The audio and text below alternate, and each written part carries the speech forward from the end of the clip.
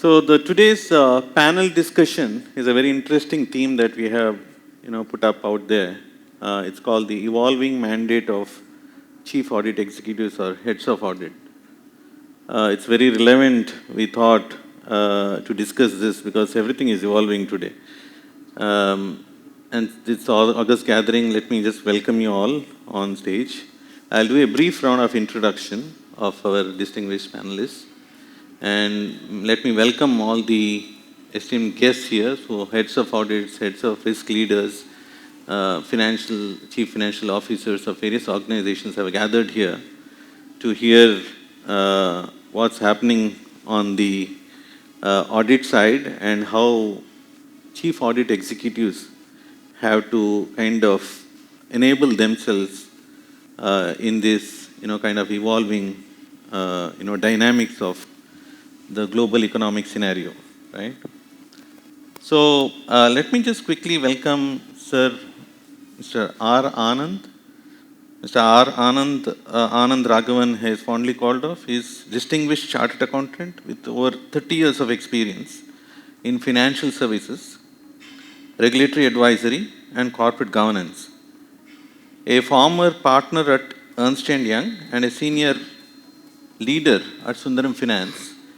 He serves as independent director and chairman of audit and compliance committees across leading institutions.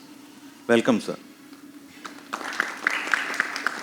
Mr. S. SARATHI, Group President and Chief Assurance Officer at Anand Group, with extensive leadership experience in assurance, governance, and operations.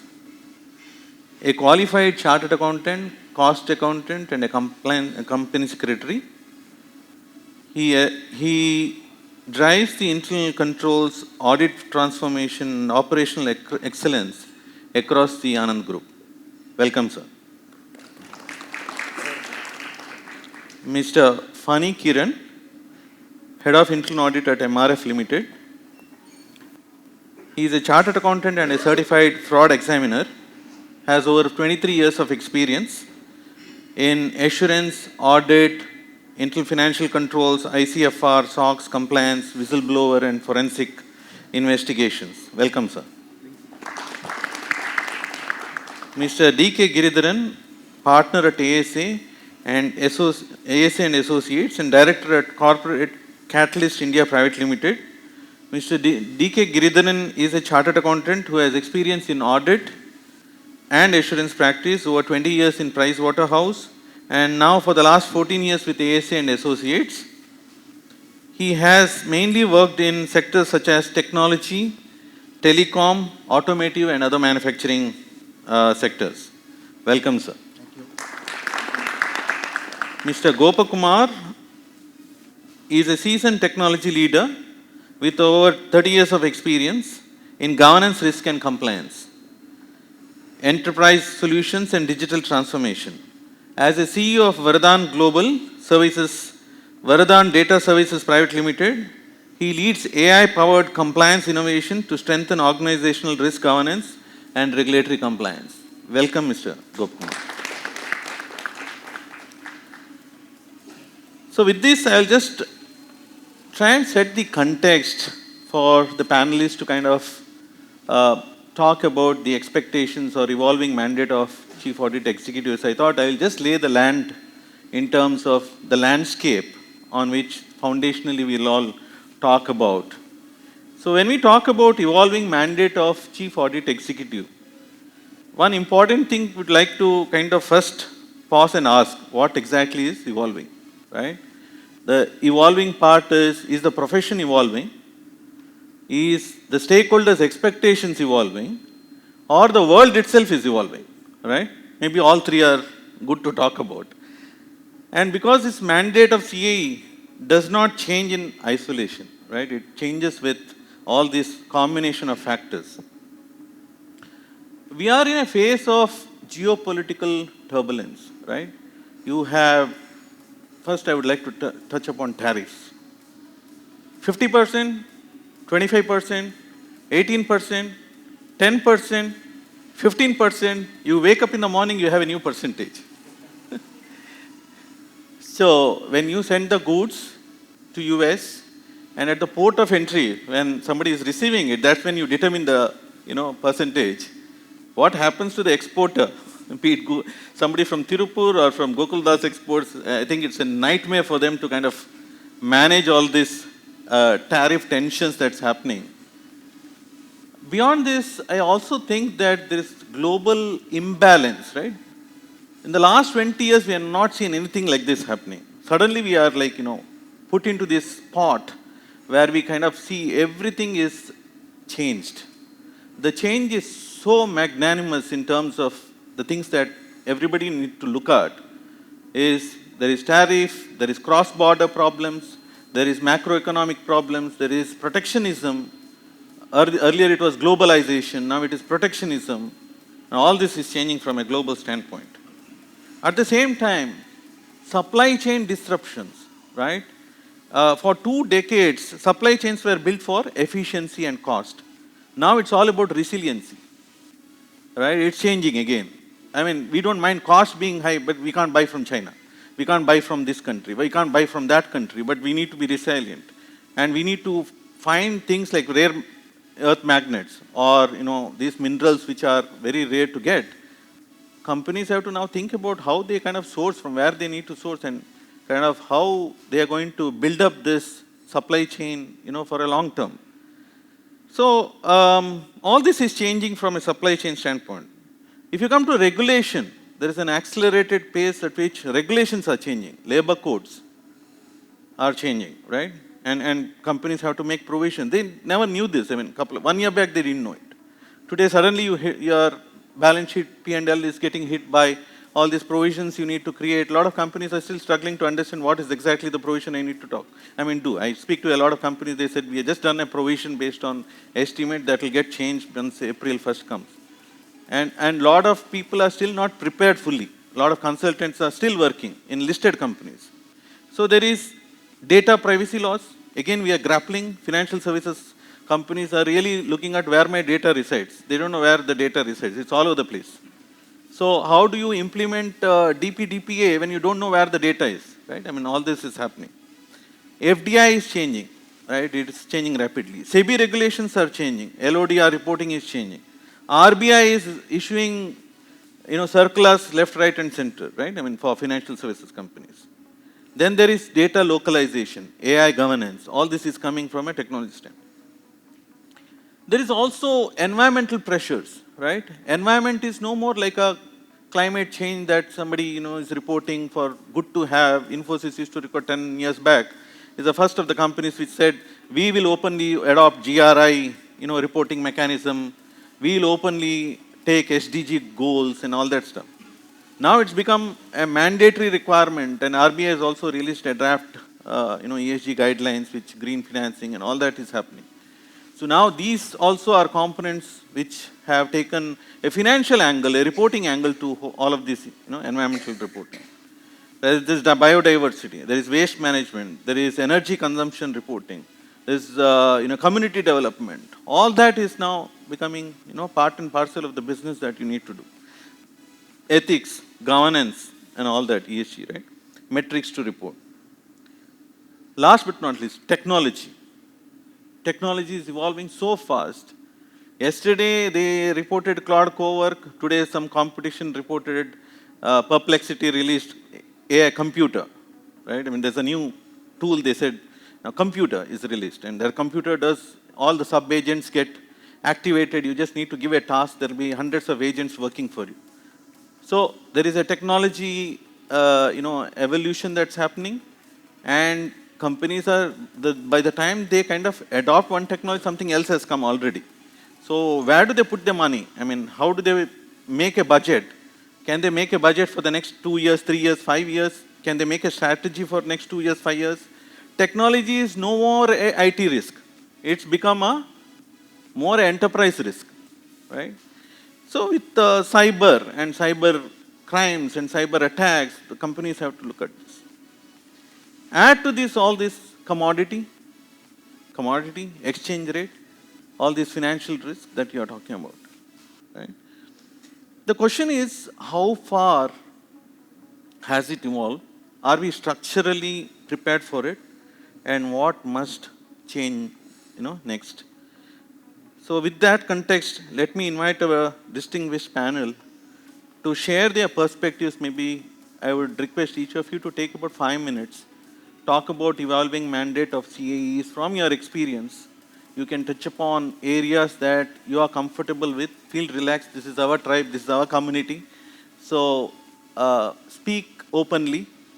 We are ready to hear from you both, the positives and negatives. And we wish to take inputs from you as much as possible. This happens only once in a year.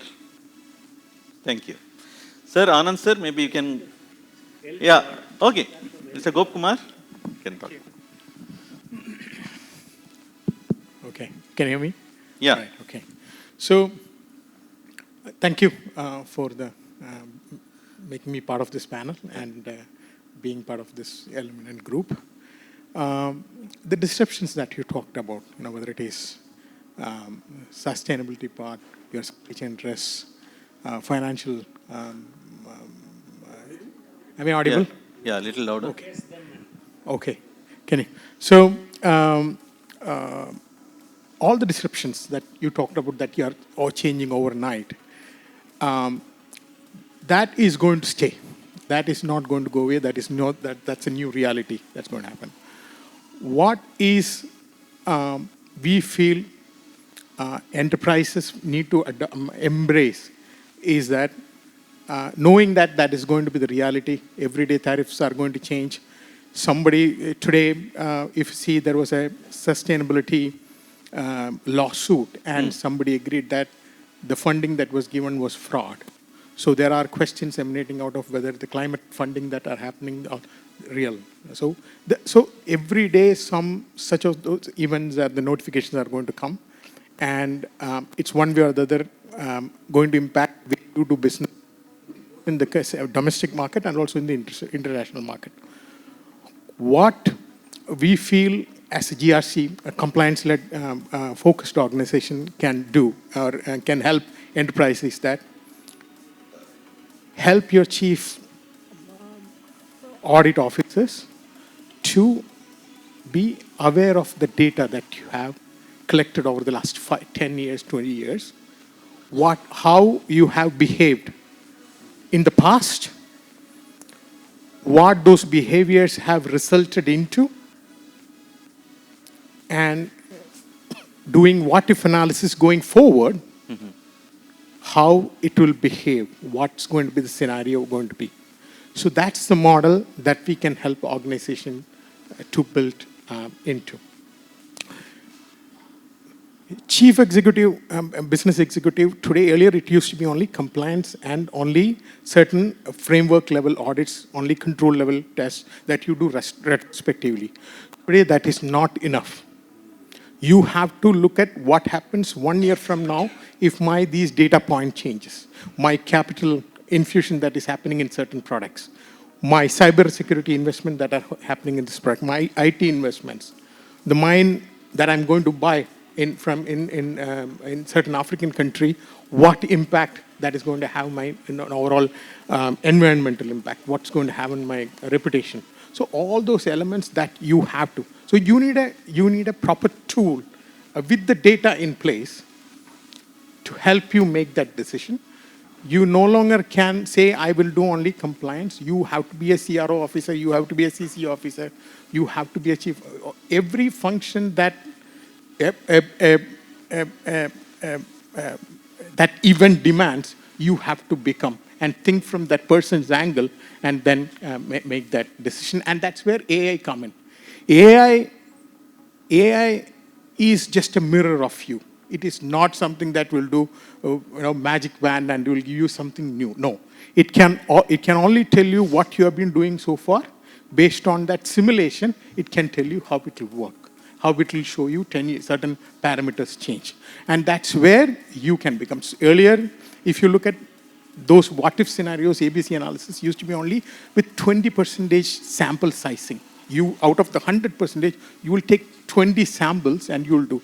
Today, you don't have to do that. With the AIs and some of these innovations that are working, you can do with 100% sampling what your probable state is going to be. So that's where we feel the AI can take you. Some of these GRC plans can take you. And your ability to build a resilient organization towards all these unforeseen scenarios that you're seeing, disruptions that you're seeing, we feel AI can assist you and help you. But that is not going to take away the audit officer's responsibility. But one discipline that works always is that audit officers are always, it's never about a sense of vindication. It's always about fact-based logical thinking that always succeed in your internal audit. And that is never going to go, that is always going to be there in the system, in your decision process.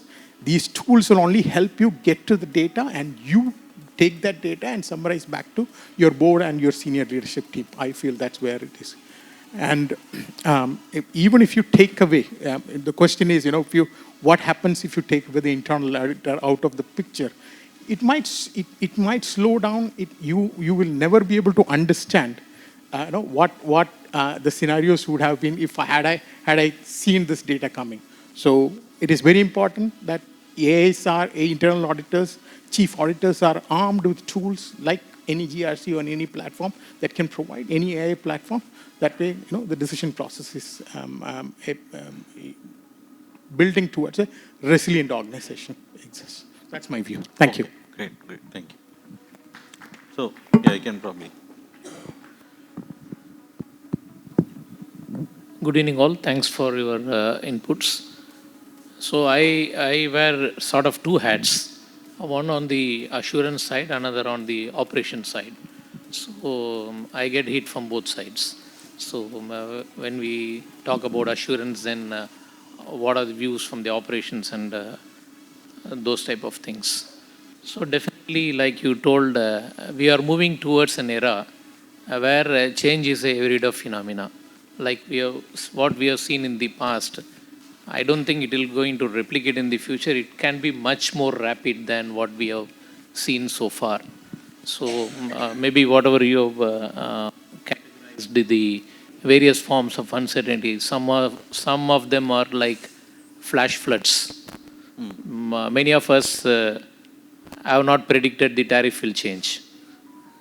Many of us not predicted the countries will fight with each other like this.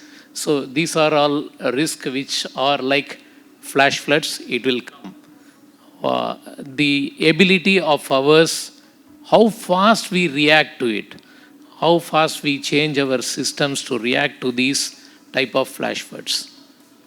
The other things like supply chain disruption, somebody is blocking something, I can more view as cyclones coming. We can to an extent predict, but we cannot predict exact amount of intensity and other things. Still we can predict what kind of damages it can do.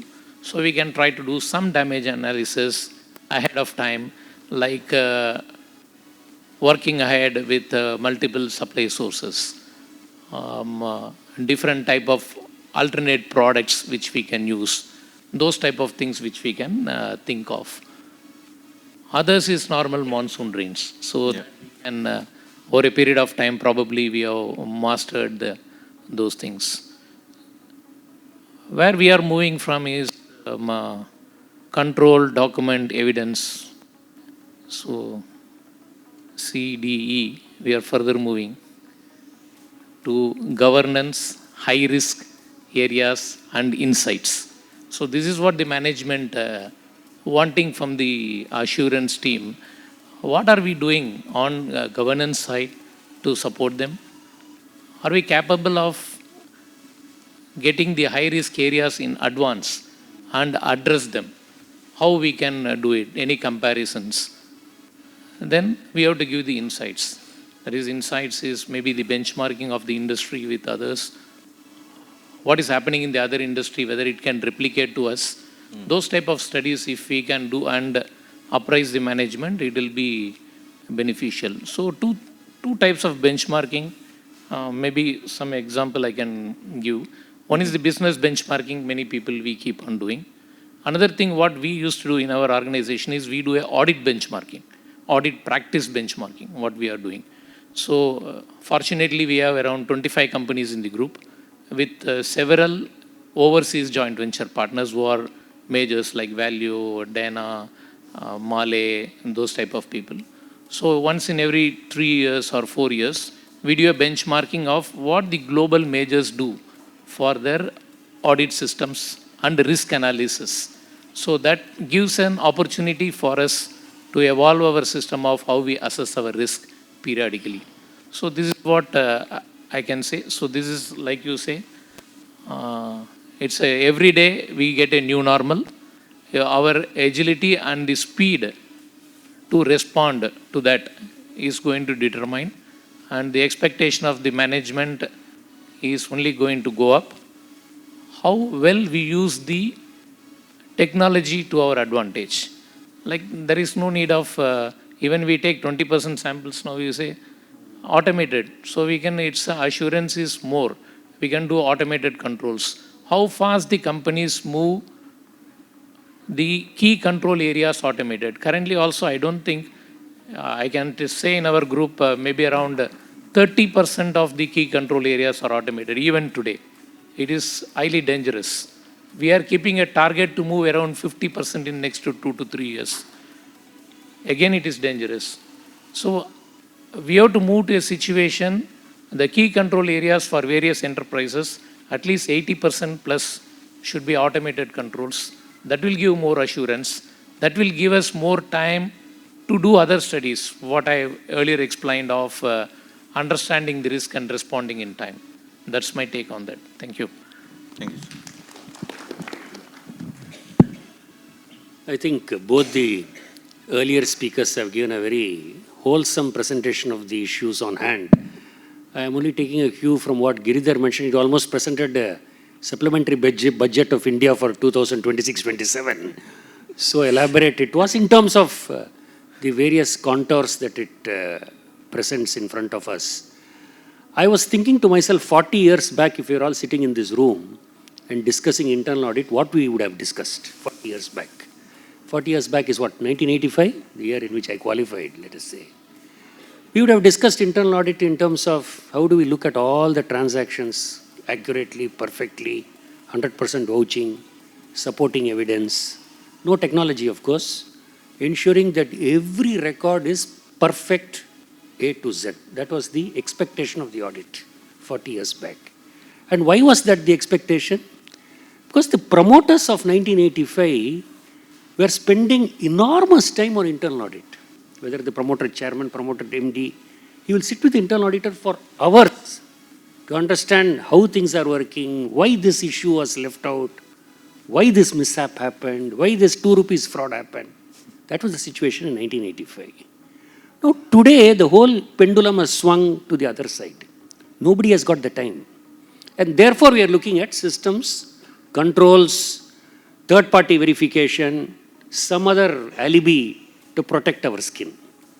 And the alibi has come in different forms and shapes. One is through the audit committee, board, internal auditor, and so on and so forth. The second change which has happened today, and it applies largely to internal audit also, of course to the statutory auditor. The expectations from the auditor today is not a watchdog role, it is more a bloodhound role. We have been used to this discussion of whether the auditor is a watchdog or a bloodhound, and we somehow took the safety route to say it's only watchdog. His basic job is not to find the fraud, but only look at the information and comment based on that. But times have changed. Society and regulators want the auditor to play a bloodhound role, notwithstanding the fact that our documentary support and various pronouncements say we have to play only the watchdog role. Expectation is that of a bloodhound. So in that context, the internal auditor's sharpening of his skills has to be more profound. He can't only look at what is available and say, management response is so-and-so, I looked at it, this is what is responded, within 3 months it will be set right. That alone is not an expectation today, it has to be beyond that. The third important point, and we sit in audit committees and the first thing we see in a fraud is we don't ask first how the fraud happened. How quickly was it detected? Oh, not bad, 1 month could detect paniyacha, very good. So our comfort is in the swiftness of detection rather than how the fraud took place. The second part only is how it happened. Was it a control lapse? Was it a human failure? Was it a connivance issue? So on and so forth. Take IDFC First Bank. We really don't know whether it's collusion. The first thing when you read the newspaper is how quickly it was found out. Oh, within this quarter they found it out. Very good. So this is the shift which has really happened over a period of time. Technology, AI, all that will come into play. But finally, what do we want? We want a foolproof mechanism. I don't know whether it's a dream, but a mechanism to say that all transactions are basically true, to the large extent correct. It satisfies the box of integrity. It satisfies the box of whatever you call is perfectness, whatever. That is the expectation. And with a company with 10,000 crore turnover, whatever, 2,000 crore profit, whether it's possible, I don't know. Whether technology can enable that, I don't know. But this is the reality of the situation today. Changes will be there. Changes will continuously happen. You have to be nimble-footed. But the fundamentals of audit is that you have to ensure that everything is working perfectly. How do you do that? We'll have to evolve our own mechanism to do that, but that is a tall order. It's an expectation. And we have to protect risks to the extent possible. Think 4 steps ahead of the fraudster, because he's thinking 2 steps ahead of you. So you have to be ahead of him. So that is also a bigger challenge today. This to me is the most important issue. We have to ensure it's like a T20 5-day game. 5-day game you have to play pure cricket. But T20 you just ignore purity for the sake of getting runs. But the fundamentals of cricket remain the same. A batsman will get runs only if he's a good batsman in T20. Notwithstanding whether he's playing the 5-day format or the 20-over game. So that is the situation we are grappling with today. Thank you. Thank you. Thank you. So most of the points are already covered. 2-3 things I would like to highlight is the core question. What is changed prior and now? The way we do audit, the expectations about the auditors. Previously it is backward, post-mortem type of audits. We used to do pick up the transactions, pick up the sample and do. Now the expectation is we are looking at forward, like predictive analytics, we started doing it. Data analytics, we pick up the how the data is behaving, what can go wrong. So the thought process and the expectation from the auditors is, it is no more the past, digging the past and pick up the control lapses or whatever it is. While it still works for 40-50% of our life, the remaining 50% is how you can protect the company, how you can bring the value to the company. So the expectations is previously like compliance driven, SEBI requires, Companies Act requires an audit, internal audit need to be there, and therefore it is there as a tick box, previously for some entities at least. But now it is more, what is the value you are bringing in, what we are able to pick up before it hits the company. Picking up the issues through data analytics, continuous controls monitoring, through data tools we have, AI tools we can use. So this is one area where things are really changing. There is number 2, the things what you listed, most of them, I feel that we know them much upfront. Say for example DPDP, it is notified more than 2 years ago. I mean, at least the drafts are there for 2 years ago. Like labor code. It is there at least 1.5 years ago. Whether companies are prepared, they are waiting whether any changes will be there or some tweakings may be, dilutions may be there, then we will think about implementation. The right companies look at them on the day 0 and start an implementation plan. Maybe they may not implement fully, but they will prepare for it. But now I see majority, these discussions nowadays going on that how we can implement DPDP or labor code, it has significant impact.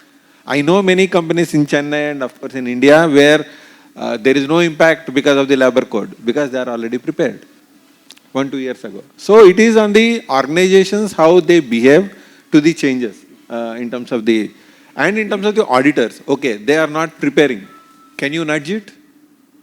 I still remember 2 years ago when this labor code came, while we had a backlash on that, we reported that this is what is the expectations of the new draft law, which may become a law in a year's time. What is your preparation level? That kind of proactive reporting, we started doing it, whether it is for DPTP or it is for labor code and all that. While people do say, give a standard response saying that it is still not act, we still have a time to do it and we will take some advisors and all that is there. But still, can you nudge the management? So that is the expectation. Then the last thing what I wanted to highlight is how your management see you as an CAE. Whether they see you as an assurance provider or he also see you as an advisor. That's where the game changing is coming. At least in my previous regime, say 10 years ago, it is 80-20, 80% promoters or the board management or audit committees see us, at least the internal audit teams as 80% is assurance provider, 20% maybe at sometimes fraud detection, somewhere issues are reported, can you look at it? Now it is shifting to 50-50, maybe a 40-60 also. Where 40% is assurance provider, okay, you are giving an assurance, but what is the, can you look at that? We are getting into a business arrangement. Can you look at, I see some red flag there, can you look at that? Whether anything is going wrong. So that is the significant shift from post-mortem to proactive things. That is the significant change I am seeing in our industry as auditors. Yeah. Thank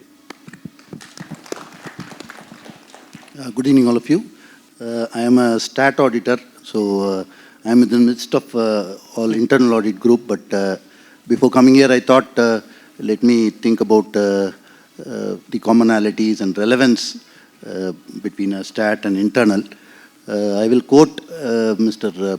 P.R. Ramesh, ex-Deloitte chairman. You know, he says that the role, you know, any auditor role, whether it's CAE or stat auditor, it must be fit for future. You know, he writes in one of the BCA's article very critically saying that we are still having a 20th century auditing standards and system to embark on 21st century response to risk and all that stuff. So that has to be addressed, and you know, as value enabler, the role should take the courage and steps to do things which are complex or address complex things, and then only the value will be perceived by the management and the owners. For that, I think the virtuous cycle should function. You know, if you need a value addition from audit, then you need to have the best of talent in your midst to really advise in a significant manner on a broad basis on operation strategy, things like that, on IT and stuff like that. And then only, you know, the profitability in the position will be there, the earnings will be more, which can be reinvested in talent, and the profession or the role can grow further leaps and bounds. That is one thing I wanted to say in terms of value enablement. Third thing is with regard to the audit ecosystem. I think for the CAE to thrive, I think the other players also should play their role. You know, it's a very big ecosystem in terms of the board, audit committee, and then the stat auditor, the internal auditor, and now with the others also coming into the scene, the valuers and others. If they don't play the role, then the function will be suboptimal. So that is important. And being a stat auditor, I have to quote quality and regulation.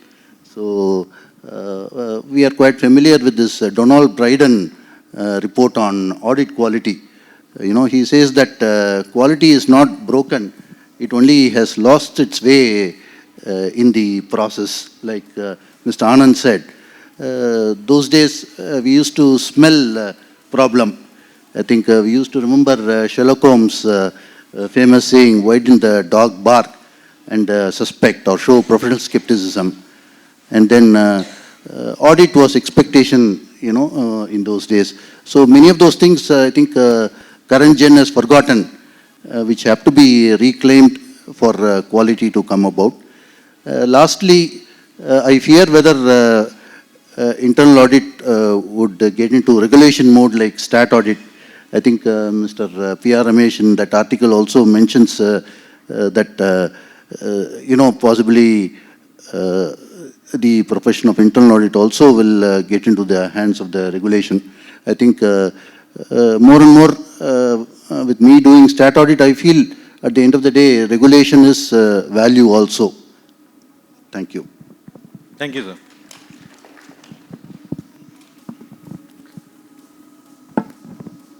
So thank you, distinguished panelists, for sharing your views on this topic.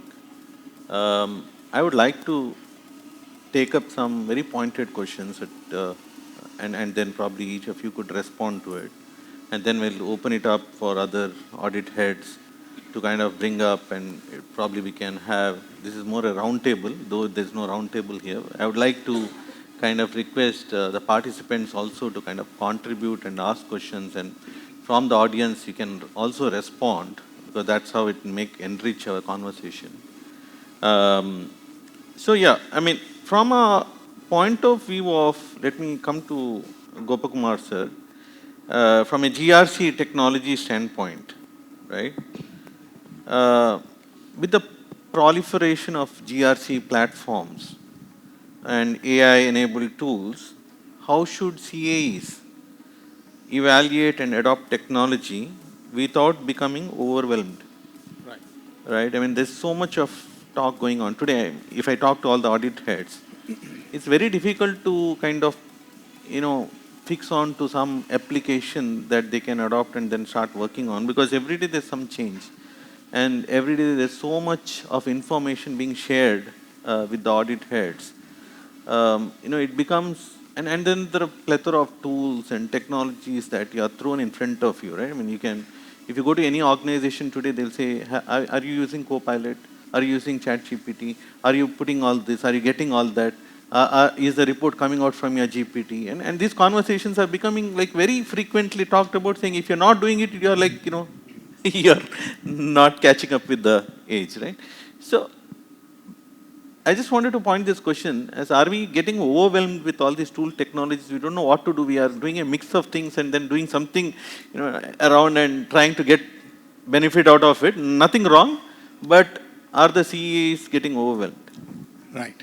So in terms of technology, yes, you definitely need a proper steering of technology direction to have the right tool picked, data organized in the right form, and then ingested and processed, and governance. That means who gets to see what and who gets to decide what. That definitely need to be there.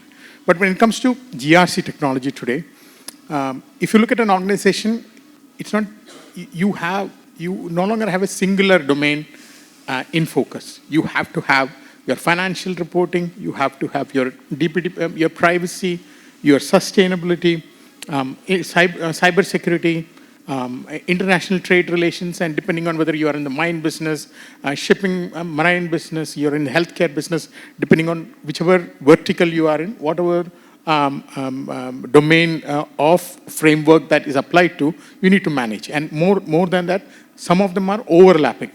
So you definitely need to have a view of, what's my scope of audit is going to be.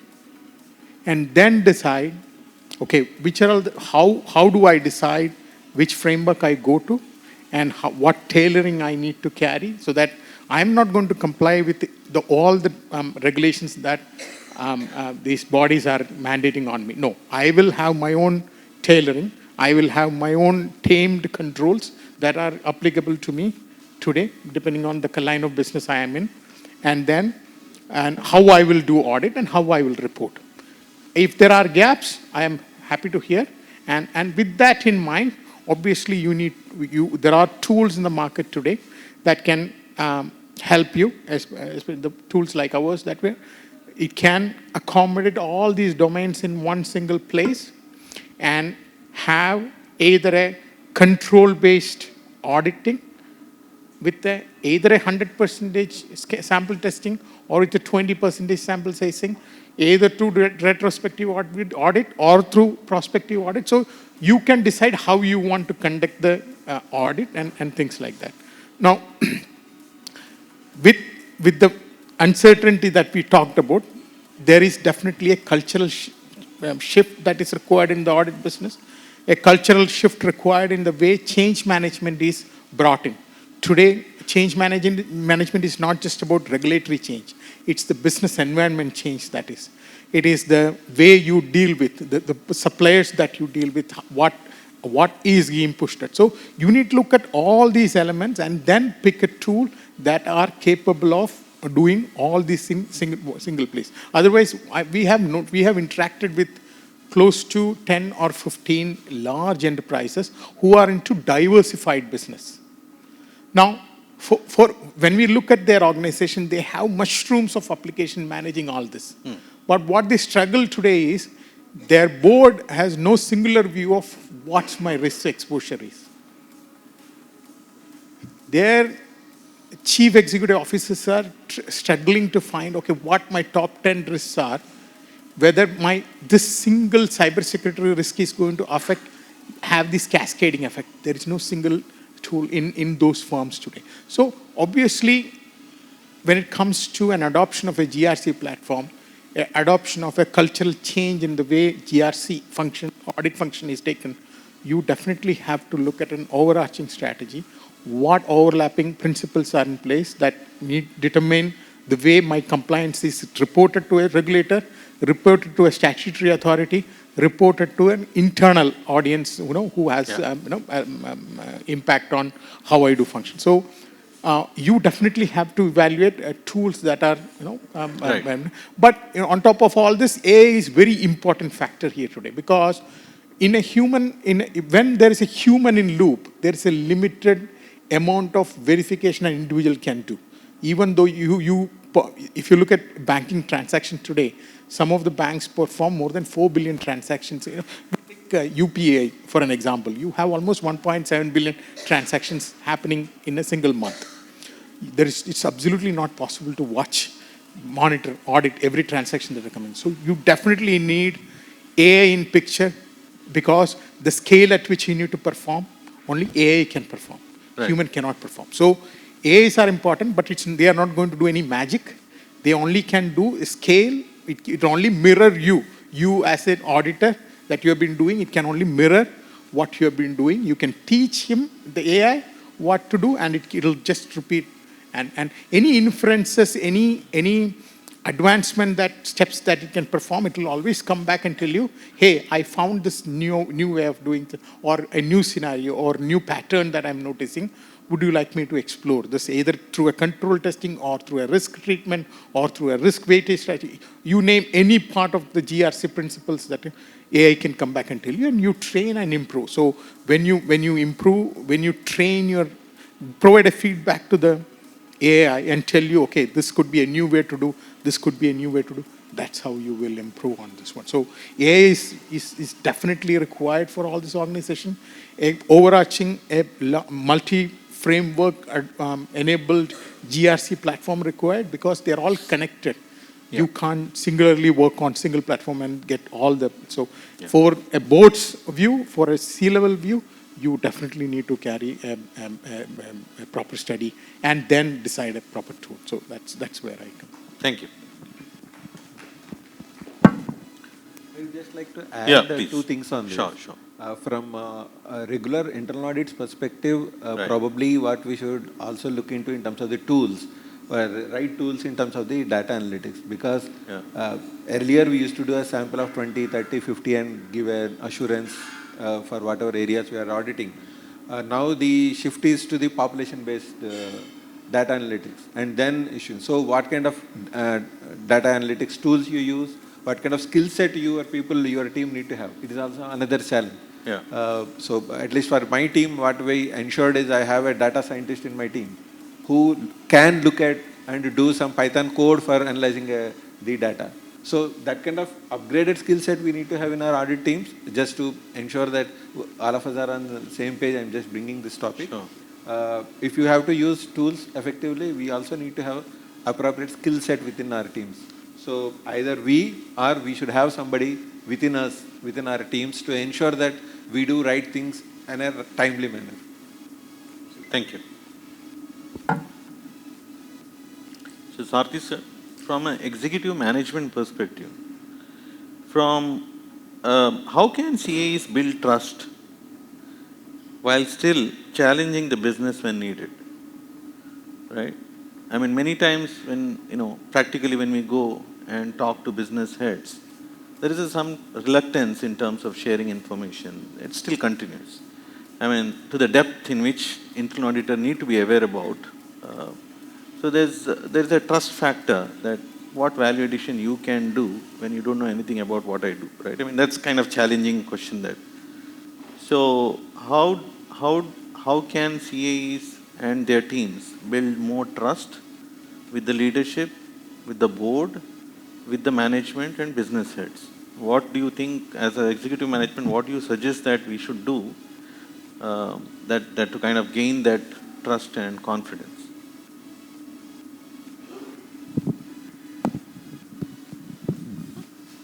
Thanks for the deep question.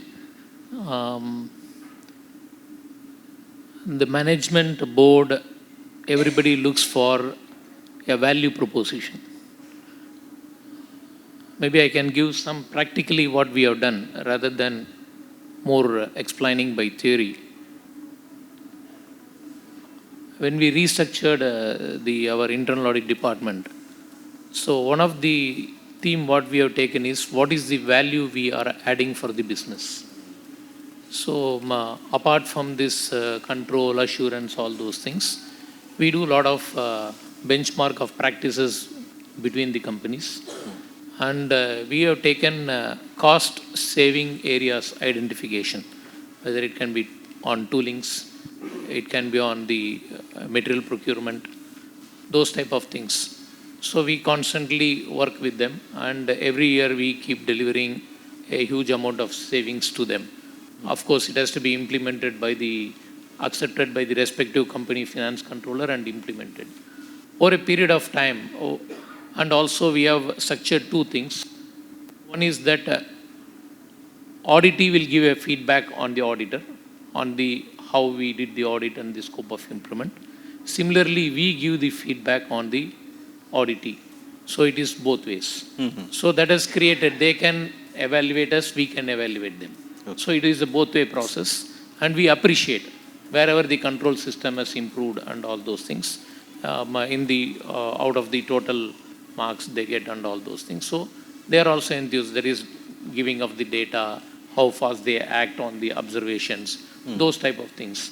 So that has created an environment that we are the part of their team with an external eye, which they are not able to do on a day-to-day activities. So that is how we have built this over a period of time.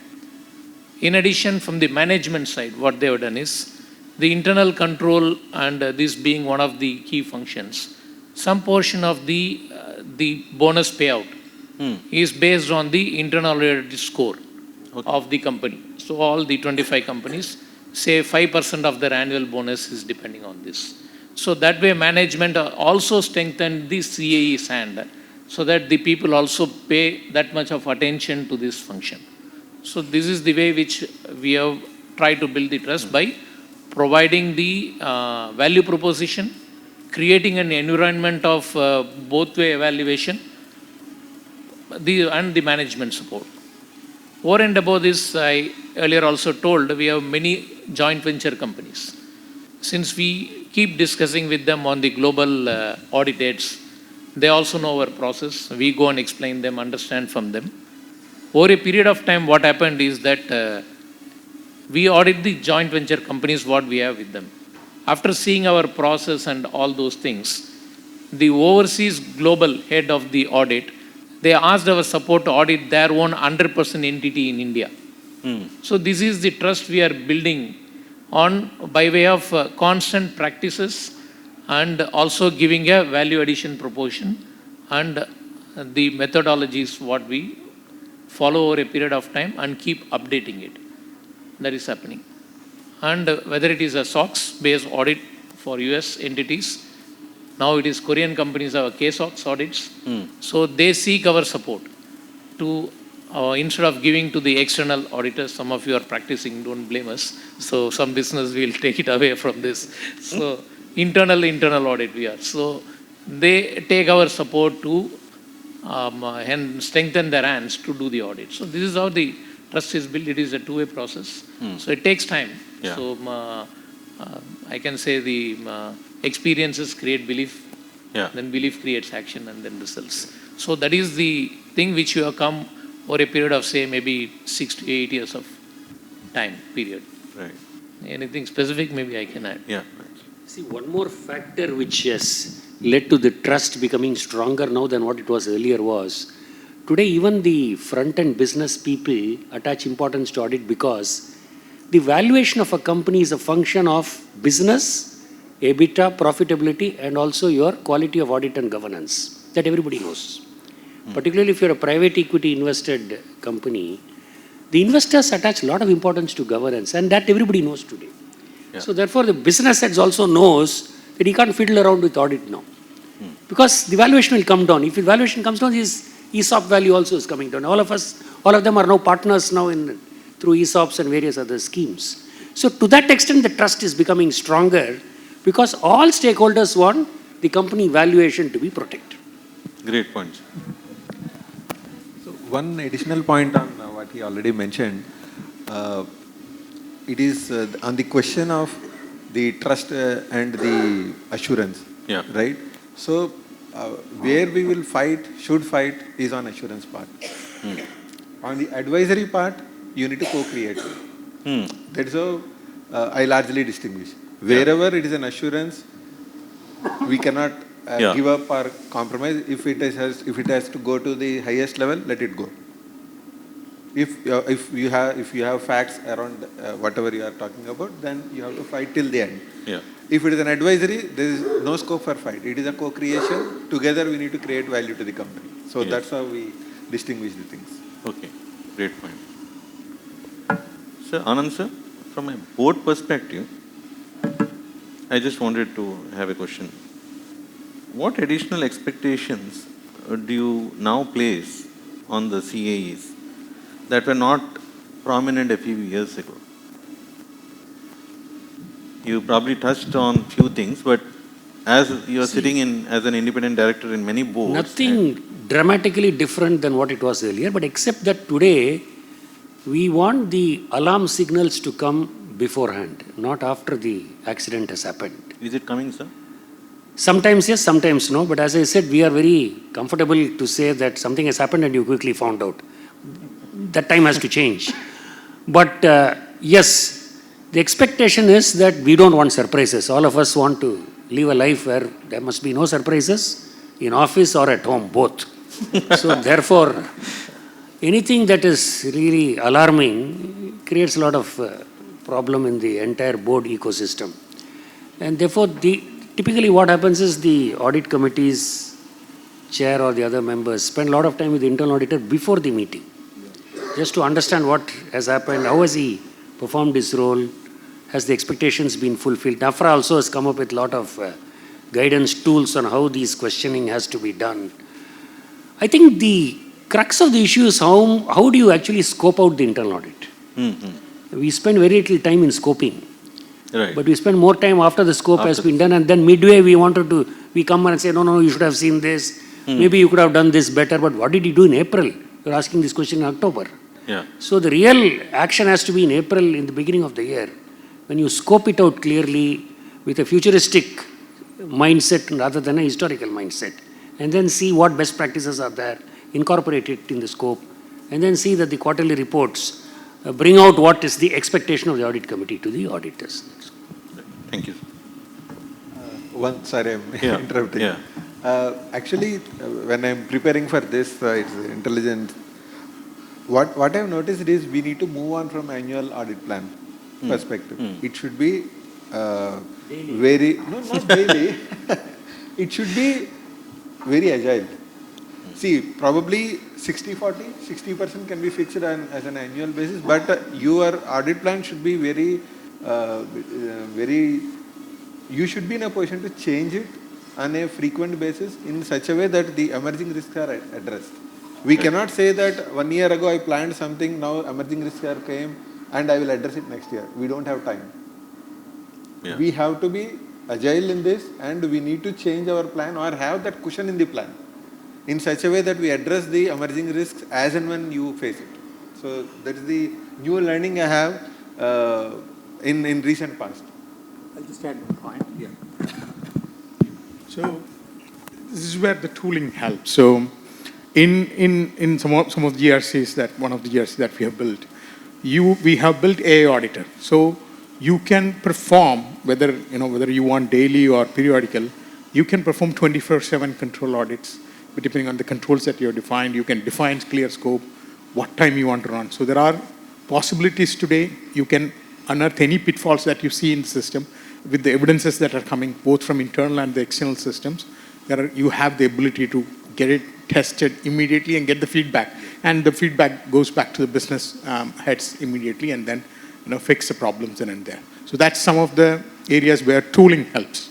And some of the new tools that obviously our tool has, and new tools, some of the other tools also carry that platform. I agree. So say for example, we are doing a continuous controls monitoring. There are tools in the market now. So the moment you are seeing a regular red flags in a particular area, you need to immediately pick it up. There is a risk area. So immediately, I cannot say that I have accounts payable audit after 6 months as per my annual plan and you have to do it now. There you can bring the value to the company. Right. So while we may not eliminate the frauds, at least we can minimize and we can reduce the turnaround time within which we are able to bring the red flags to the table. Great. Just to add, if you look at some of the cyber risks that are coming out and what's getting reported, almost 4% of the company's top line is at risk all the time. You end up paying in Bitcoin on some form. So any incident that's getting raised, that needs to be looked at immediately. Any remediation required, any risk emanating out of it, that needs treatment now, not a week from now. Otherwise, you always have a 4%, 8% at risk all the time. And tools can help you to elevate that experience that the auditors has today. See, this is a very interesting point both of them have made, because we need tools not for the routine internal audit, but today the biggest challenge of organizations is people. With attrition at 40%, sometimes 53%, people are coming, going. We don't know what are the controls around people. I remember those days we wanted to have human resources accounting on the balance sheet, but it didn't happen.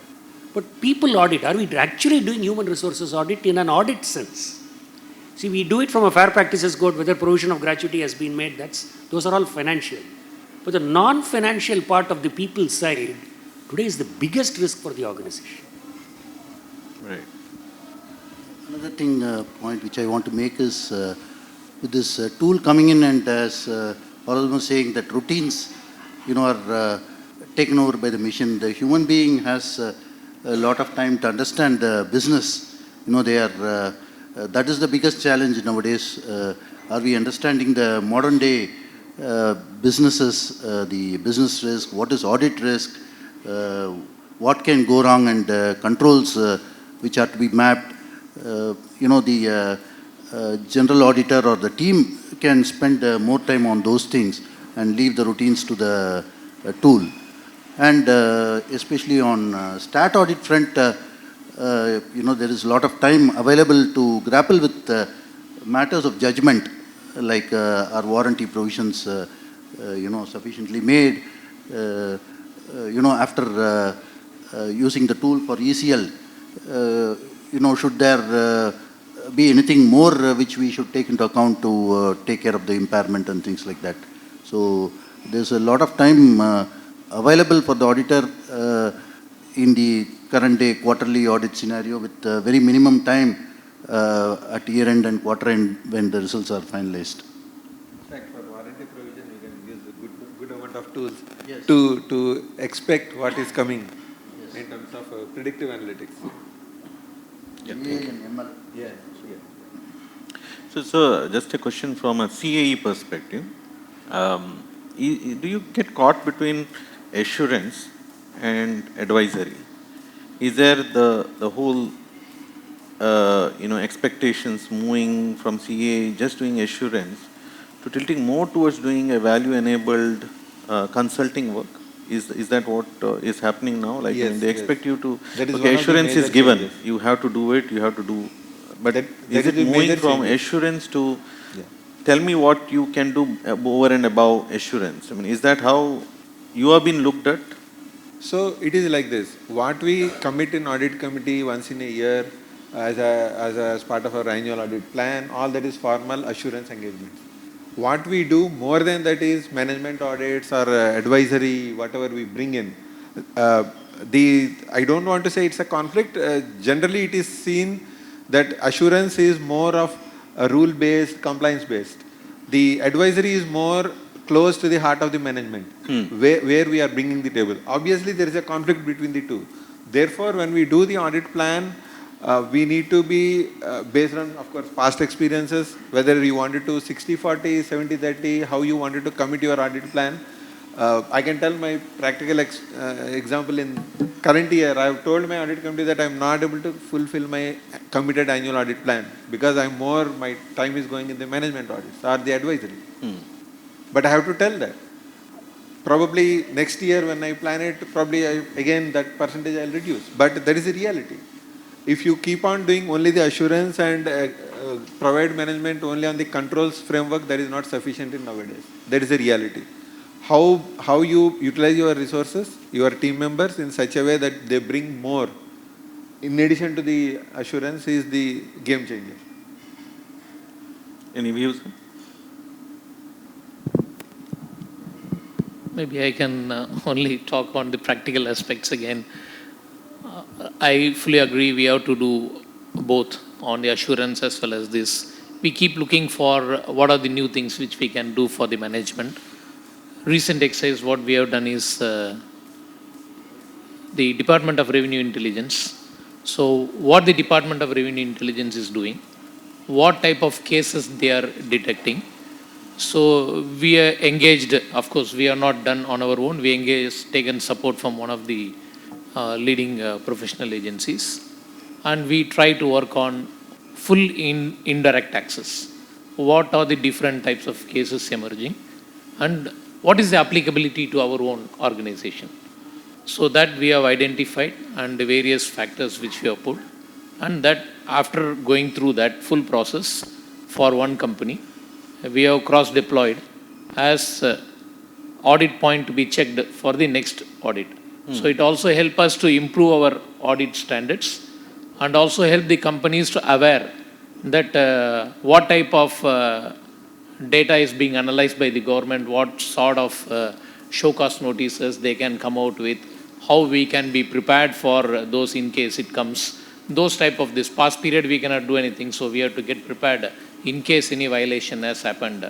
So those type of add-ons that we keep doing. Even recently that everybody has read the biryani case, how AIS detected 70 crore fraud.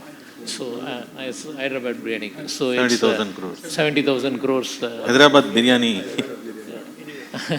So it is the how the government is able to correlate the various things.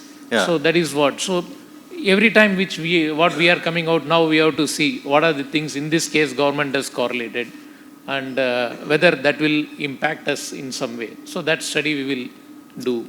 And for example, this e-way bills. So automobile industry, the unique is the movement of tools. They make tools, it may move, may not move, but we put the entry for movement. So now the government has taken a step. For each e-way bill, they track with the tolls, whether the truck has moved or not. So that is the recent one government is doing.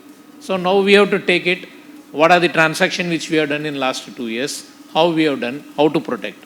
So these type of things which we need to be very much aware of what is happening in the external environment and keep bringing it to the business. So that adds more value to us. Is this an ad hoc or a planned kind of activity that you do? I mean, you take up some of these activities every year, something new? Every year we keep doing something new. Okay. Apart from audit, we'll pick up something which is emerging.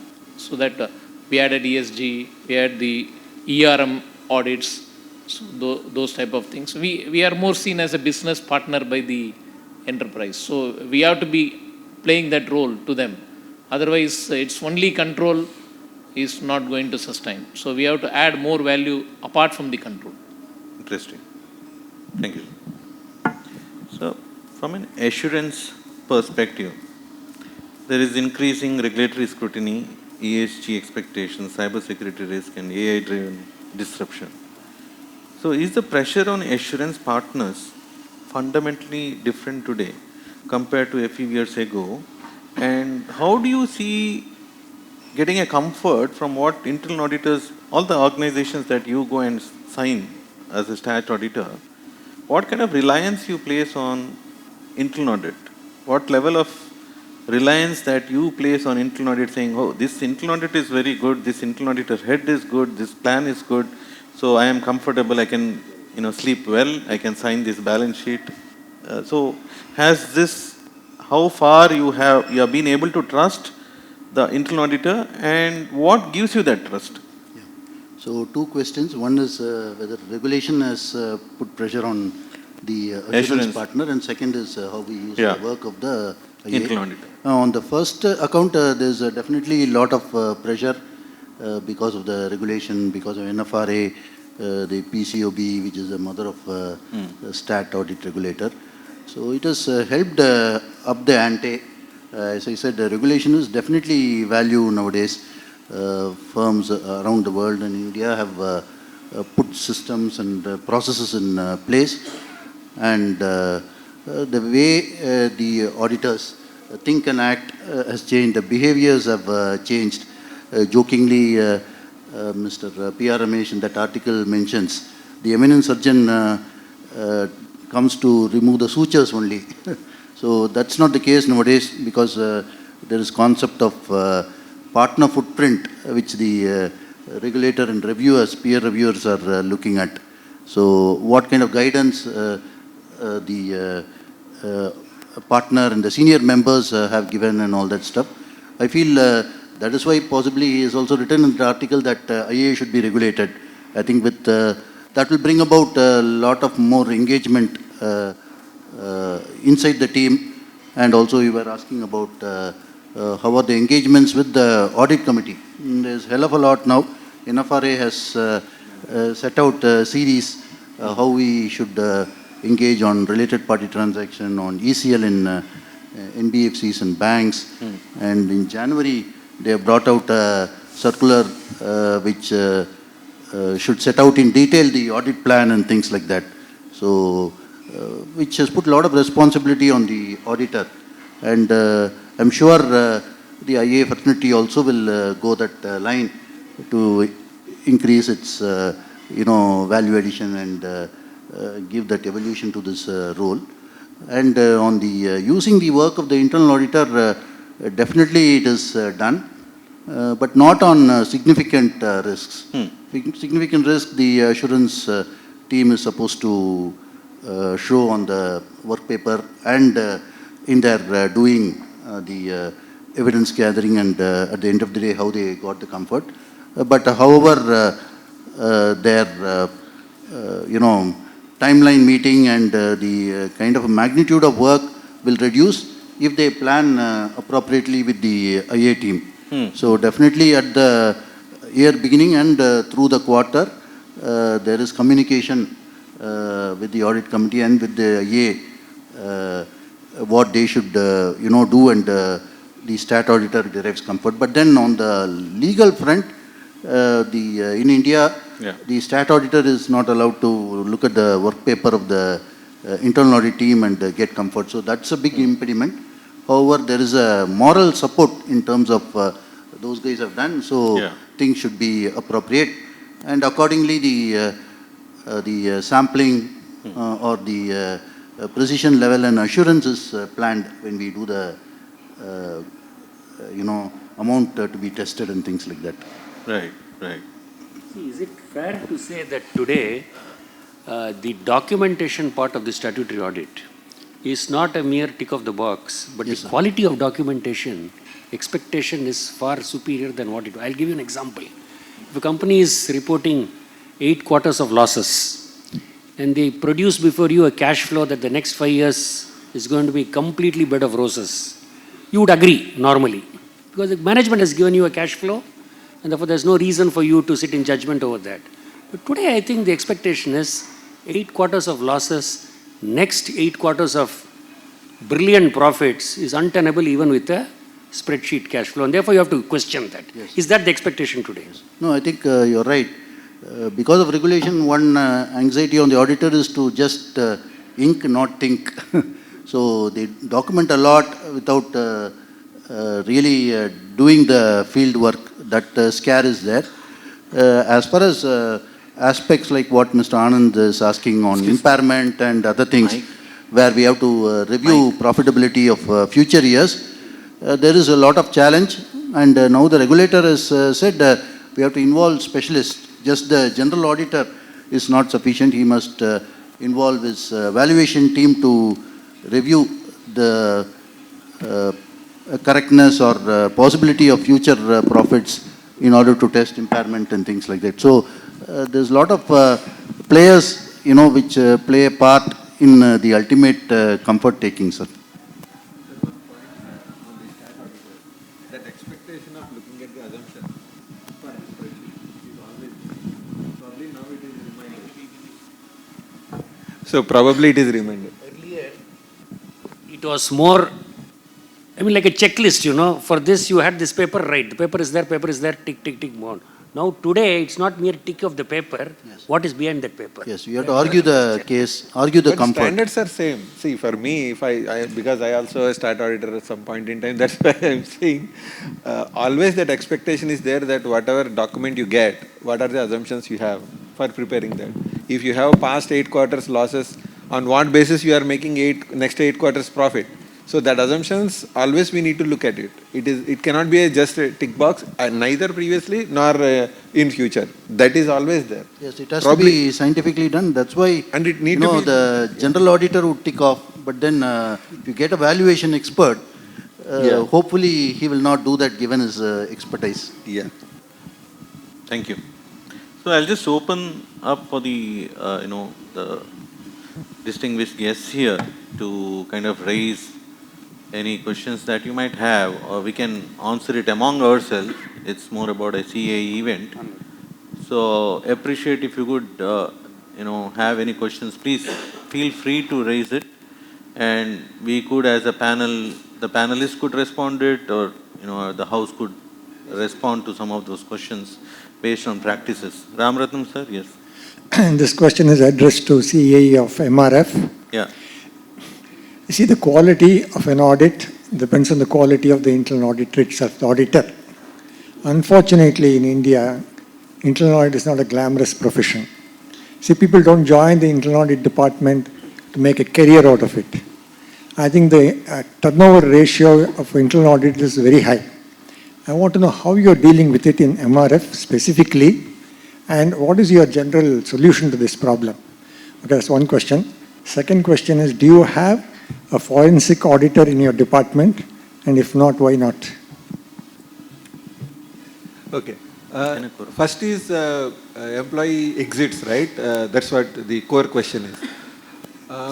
Yeah, so not only in MRF, in any other, in my previous company in Dr. Reddy's, I see the employee turnover is about 25 to 30% every year. Because largely they are chartered accountants, cost accountants, and they do get good offers everywhere, and every 2 years, every 3 years they jump. So that is the reality. How you retain them is an art and science, of course. At least in last 1.5 years, I could manage I could reduce it to 10% from 30-40%. How is only, see, money is one part. The second is the exposure what you give to them. What is the value you show to them for their careers. I'm not saying that our team members will be there for life with us. They will not be. At least for a reasonable time of 5-6 years, that's bonus. than 2-3 years. So that's how I look at it, and that's how we look at it as an organization. So identify their skill sets, give them the boost in terms of either by of monetary terms or by way of encouraging them in doing new kind of audits. So that's where we did it. Forensic, yes.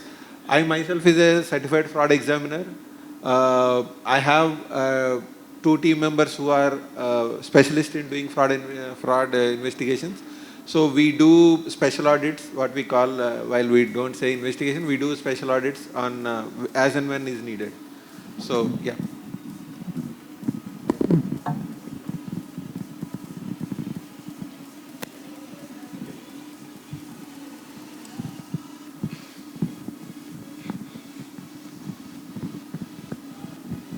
Good evening. I'm Shyam. I represent a firm, Profites Consulting. We work in the area of operations audit, VAV, and forensic audits. And happy to have one board member, 2 CAEs, 1 CEO, and a stat auditor. There is one question we are grappling with for about 2-3 decades. It's about the budgets. We see that in cricket, for example, from Kapil Dev's catch of Viv Richards to IPL today. On a positive side, the budgets had fueled the expansion of cricket. On the negative side, if you look at 26/11 attacks of Bombay to Operation Sindoor, the budgets had gone up significantly. But what we could see predominantly, broadly, without exceptions, few exceptions, we have some of our clients sitting here also. Broadly, the internal audit spends have not gone up significantly. In fact, I've done some amount of work, project work when I was in UCLA, even in US as well as in India. We have about 0.2 to 0.5 of turnover is the audit budget. And when we see if you have a department and an outsourcing, department takes nearly 60-70% of cost. That leaves about 30%, which is actually your legs on the ground or the minds on the ground. So with this, I mean, there is a lot of things happened, but many times we feel that the budget should have been bargained better. The boards, I could see that the visibility, what actually the budgets that are taken to the board, the CAEs, and often the CFOs also come in play. And I mean, how does it change? We want a lot of expectations. The budgets play a role.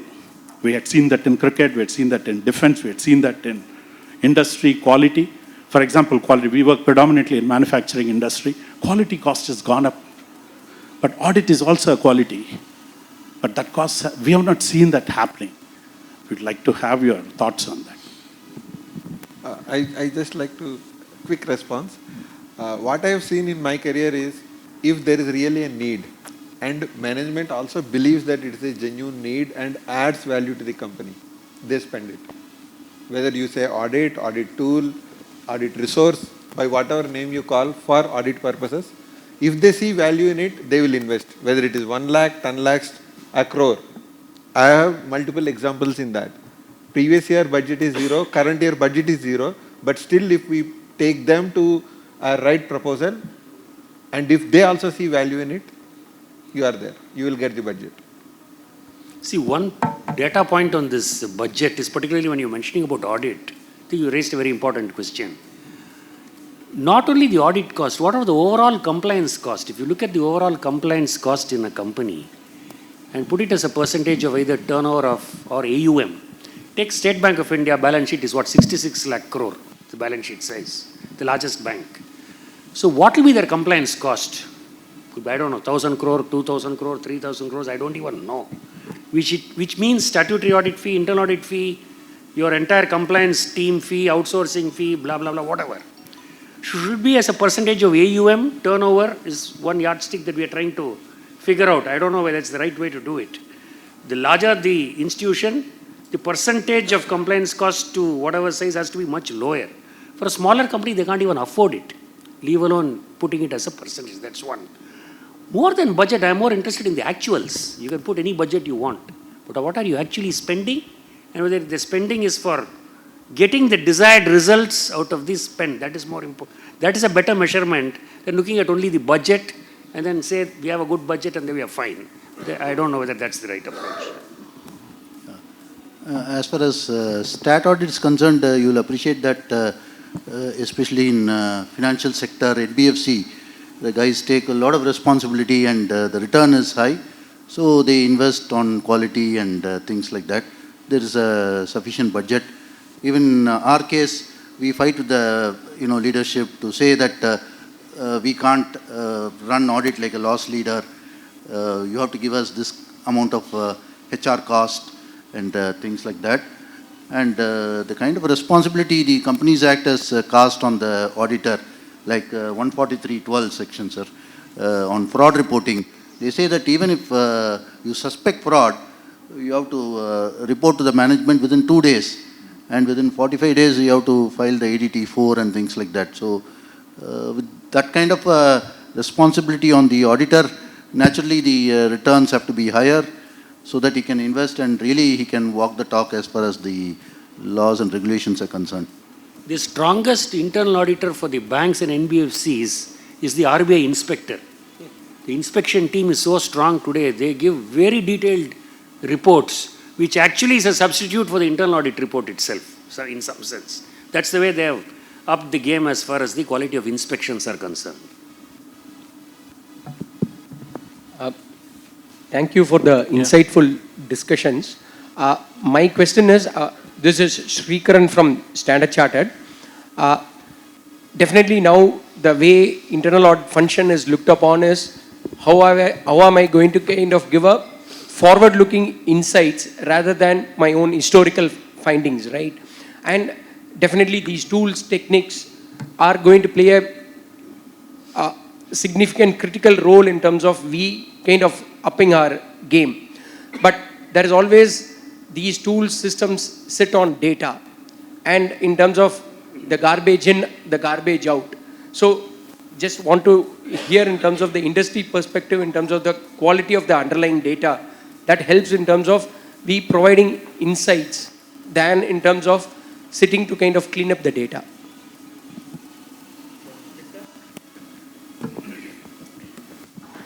So there is no silver bullet for the problem that you mentioned.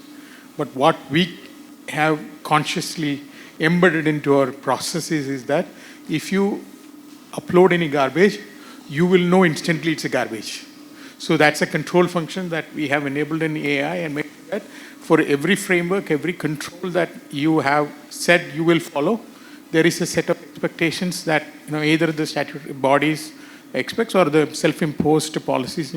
So we have created, we have the ability to build those templates, elevated the knowledge of AI to check, validate whether it's a garbage to the sanity of that document and ensure that what is coming in is only. Sometimes, so we have something in the system called event management. So for every framework, every domain, at occasional, it could be monthly, it could be daily, it could be quarterly. There are expected events to happen, expected deliverables that are supposed to come in, become an evidence of for both for internal audit and for external audit. So those events can be defined. We expect those data to flow either through automated form, manual form, or through sensed data collection. And we automate all that. And the only scenario when it comes is when there are manual data coming in, and there's no silver bullet for that. But we consciously built in that platform to say that at upfront, within a second, you will know whether it's a junk or not. So that's something. But only if it is in large size, like if you take a mortgage business and you are uploading all the credit card applications for validation, KYC validation or KYB validation, or if it's any other, it could be loan application. So all those bulk transactions, depending on the volume, it would take maybe 10 minutes or 20 minutes. But otherwise, instantly you will get to know that data. But to a larger point, organizations today they have good data. They definitely have good data. But what we are afraid is because of the red tape between business. The data is not getting shared. There are hurdles put, the dependencies put in, because of which audit functions are not getting all the data. So that's an internal artificially created problem that we have, and because of which the AI are not getting trained properly. The input that comes into the AI are very limited, so the ability to react to certain situations, simulations and things like that is limited. So that is a garbage issue, because with just 1 billion records, it may not be able to simulate all the scenarios that a business would see or have seen. So that is an issue that definitely business need to address and resolve. But otherwise, the problem that you mentioned, definitely there are checks and balances in place. I hope that answers some of the questions.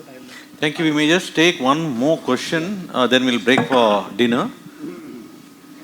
Yeah. I think taking the discussion further, we had a lot of talk on conformance and performance. But something we probably didn't talk about is the Global Internal Audit Standards 2024. It clearly, explicitly mentions both conformance and performance. And that also includes a lot of responsibility for chief audit executives. Specifically, there are sections standards which goes only for chief audit executives.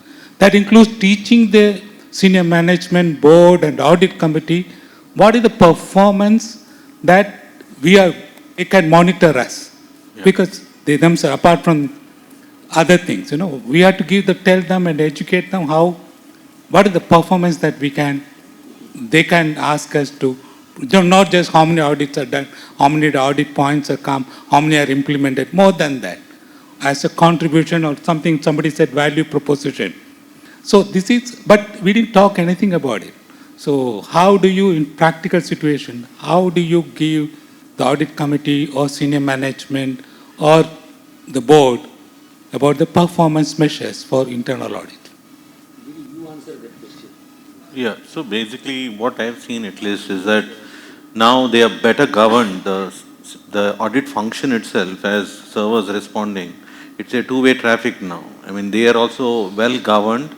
There are various mechanisms in which the KPIs are set for the internal audit function, and they are reporting on those metrics as a good practice. I mean, very matured organizations have got metrics on which they operate across businesses, and internal audit function also falls in one of them. So I think many of the larger organizations have already adopted reporting mechanism and standards on internal audit are already in place. Maybe the Indian institutions, the listed companies have got different frameworks on which they operate. Still they kind of work on these metrics and evaluations. But global standards of internal audit, I'm not really sure whether Indian institutions, to what extent they disclose that they do it, but they definitely follow a framework of audit, charter, plan, execution, but may not be called in terms of saying we are following, the global audit standards of IAEA. It may not be called out in that manner.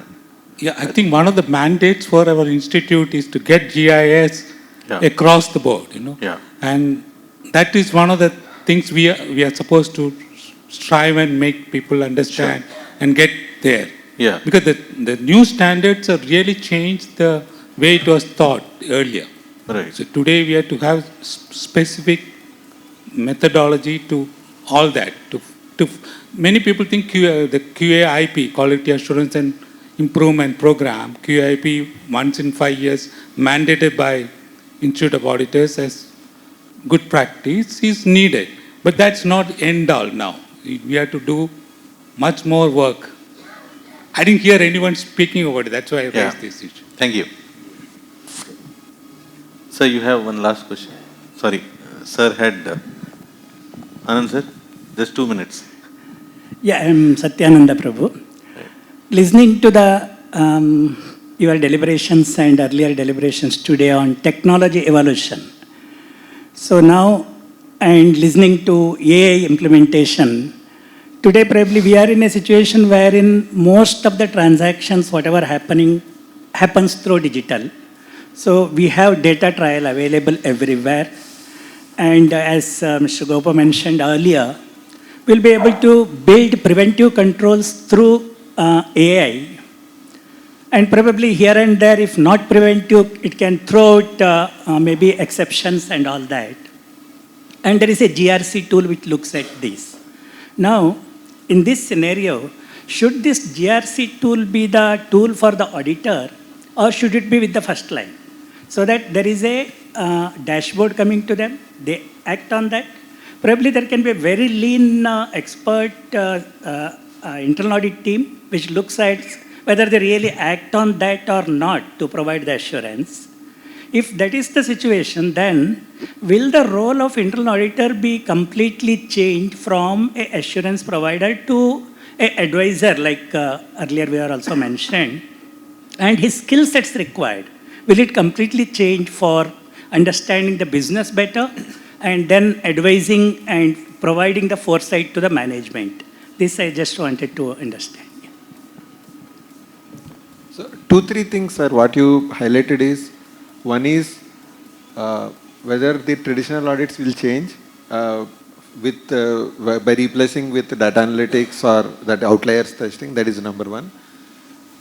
Earlier, it is 100% traditional process audits where you go to the plants and whatever locations, do 1 month, 2 months audits. So that is changing anyway now.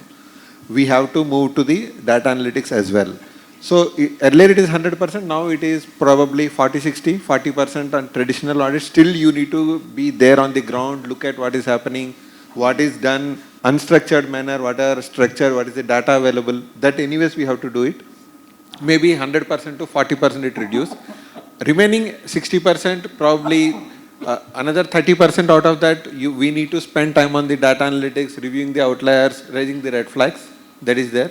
And the remaining is probably preventive fraud detection, prevention, those things. So if you ask me, it is 40-40-20, 40 traditional, 40 data analytics, 20 is preventive fraud detection or unexplained outliers review, whatever name you call. What we, in my previous organization, we used to call anti-fraud reviews. It is not fraud reviews, it is anti-fraud reviews. So predictive, based on predictive analytics. So these are we used to manage.